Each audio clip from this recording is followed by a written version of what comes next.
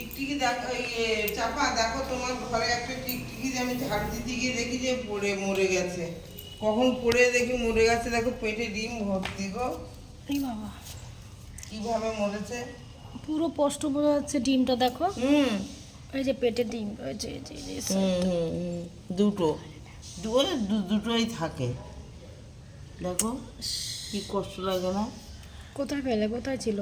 তোমার এই খাটের নিচে ছিল, পাশে ছিল, মানে উপর থেকে পড়েছে, পড়ে আর কি পেটে বাচ্চা ডিম তো এমনি কষ্ট, তারপরে পড়েছে আর মানে আর বাঁচতে পারিনি। ওপর থেকে তাহলে পড়েছে, পড়ে উপর পেটে। থেকে পড়েই মরে গেছে।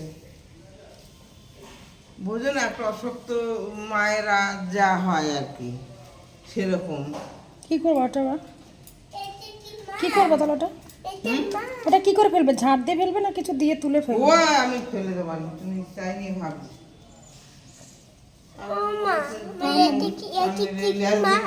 হ্যাঁ বাবা, টিকটিকিটা মারা গেছে।